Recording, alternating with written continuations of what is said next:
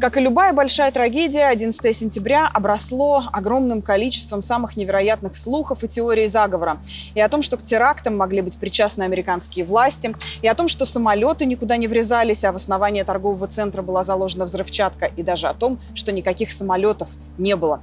Какие теории заговора возникли за эти 20 лет? Каким из них люди верят больше всего? И вообще, почему верят теориям заговора и в Америке, и в России? Об этом я решила поговорить с американским исследователем Марком Фенстером, преподавателем юридического колледжа Левина во Флориде, автором книг о теориях заговора. So 20 years have passed since the terrorist attacks of 9/11. Has the number of conspiracy theories during the time increased or decreased? The conspiracy theories relating to 9/11 sort of stabilized probably in the mid-2000s. There's only so much you can do with it, right? I mean, they're more, a few more details trickle out, maybe some new theorists come along with some new ideas, but there's only so much you can do with that. I mean, it's either the President Bush had something to do with it, he helped organize it, or that he let it happen and knew about it ahead of time but didn't do anything to stop it from happening. And that was pretty well set really soon after 9/11. Certainly by the end of 2001, there were a lot of pretty well-developed theories that had been established, and they merely, sort of continued along that path through the early 2000s after the 9/11 Commission report came out. And then when it became fairly popular and reached sort of the media in 2005 through 2007, was sort of the high point of interest in that. By then, the theories have been pretty well settled. Yeah, but there are plenty of them. What types of conspiracy theories related to 9/11 can you name? The most popular conspiracy theories in the U.S. focus on the question of whether the U.S. government knew about the attacks, which they would all say was true, or whether they were involved in planning the attacks, which some theories go that far, other theories step back from that and just say that, well, they had intelligence that said this was going to happen and they let it happen. So that's the basics of it. There are theories, and these are fairly prominent, that suggest that there were bombs in the basement of the World Trade Center buildings. And so the planes were just a distraction from the actual cause of the towers falling. And those would have been planted in most theories by the government. And then there is the question of precisely why the government was interested in doing this. A lot of this had to do with what happened later. With the war in Iraq and the allegation that this was an attempt to grab Iraqi oil and, as a larger matter, just sort of create a kind of new world order with the U.S. at the center of it.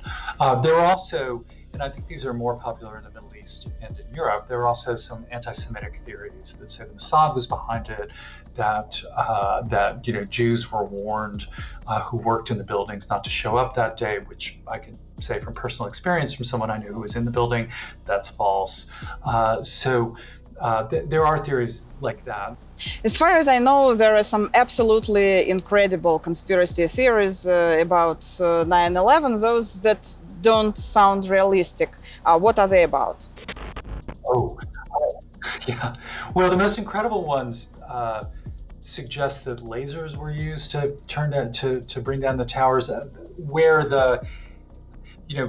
say what you will about putting bombs in the bottom of the World Trade Center so that no one would see it, and that they covered up their tracks, and they also somehow organized the 9/11 Commission and all these other people from avoiding any discovery of this.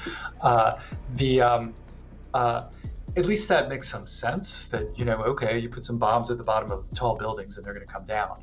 But there are some, the most incredible of them, try to find other causes for the building's collapse, like there were lasers from space or other things like that. Yes, there is the no planes theories, that this was all either holograms or video that was fed to the television networks to cover, which doesn't really explain why people appear to have seen the planes hit. That eyewitnesses saw the planes hit the buildings. Usually in different conspiracy theories, we see pretty much the same patterns and the same narratives. Is 9/11 any different from all other conspiracy theories? The conspiracy theory of 9/11 is quite similar to any other conspiracy theory that we see. So, similar to the JFK assassination, you have this anomalous, traumatic public event that occurs. And there is an explanation for it that is different from the given explanation for it, which, requires, all such explanations require some degree of faith. And the idea that Lee Harvey Oswald acted alone to kill President Kennedy, it both makes sense and doesn't make sense at the same time. And so what the conspiracy theories do is provide an alternative explanation that not only explains the event on the ground, but provides a broader explanation for who did it and why they did it and what the consequences were. And, viewed that way, 9/11 is pretty similar. Instead of a president getting killed, you've got planes going into a couple of buildings in New York and a building in Washington, D.C. And we have an explanation from the government as to what happened that, makes some sense. We do have, evidence of the folks who hijacked the planes and flew it into the buildings.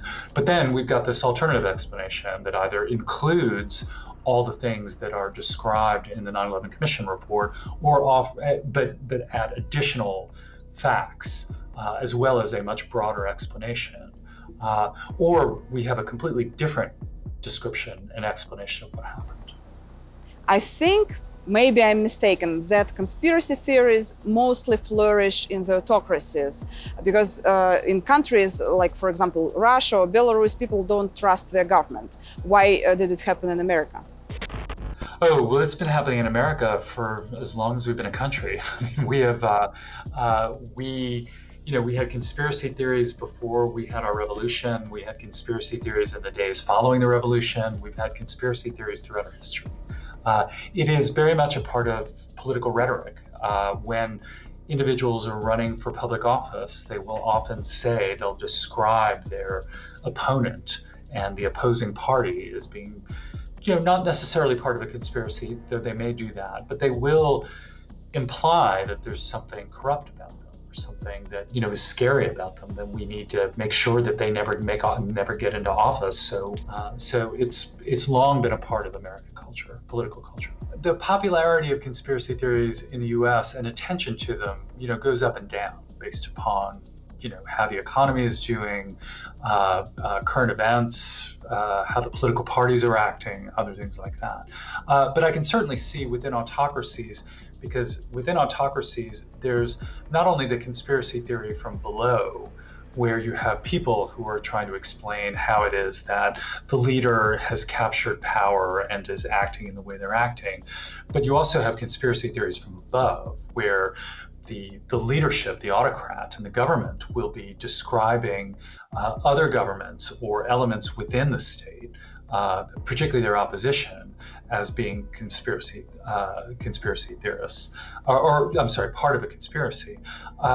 And we had that to an extent, and it's not unique to Donald Trump's presidency, but we had that in Donald Trump's presidency. Trump and his followers would often identify elements within the government as well as the opposing party as being part of a conspiracy.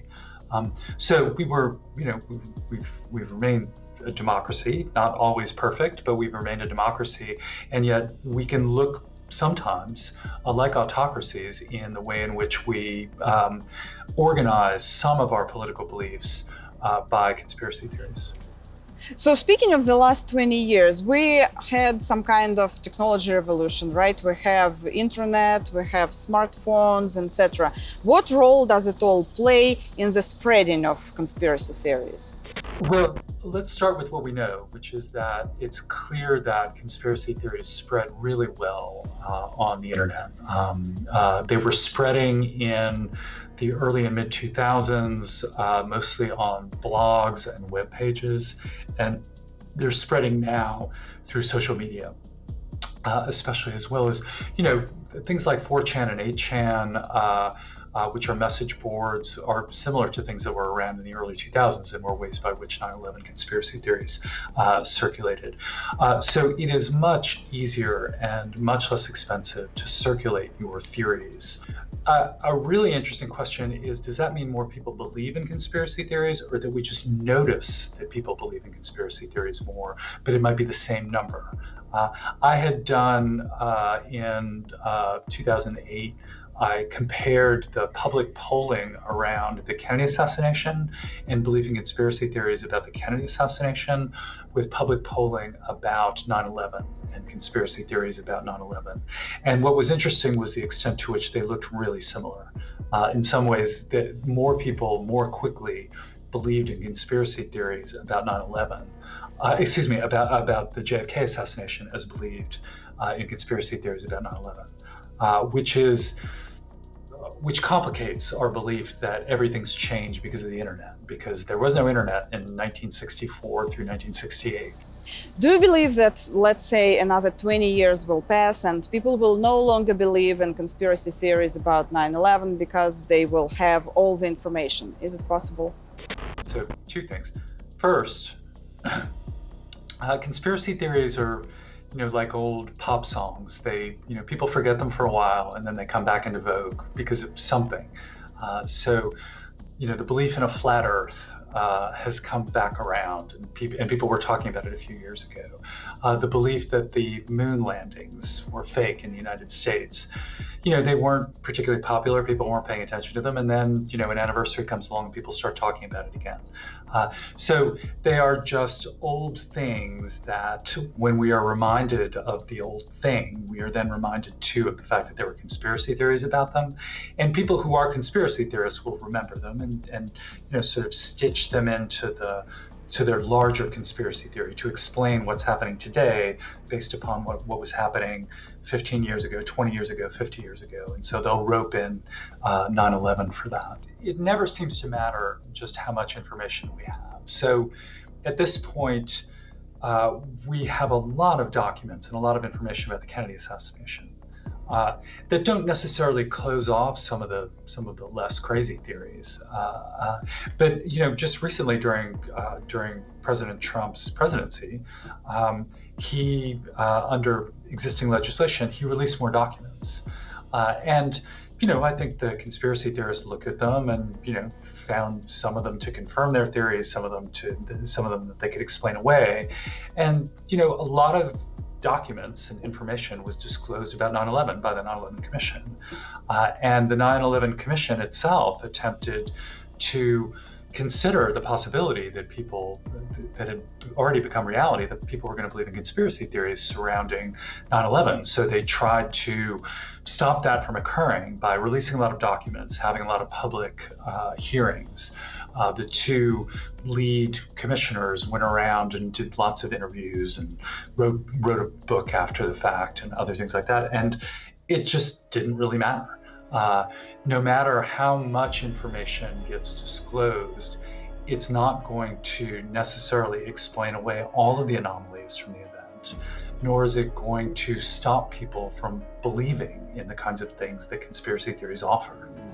Thank you very much, Mark, for the conversation.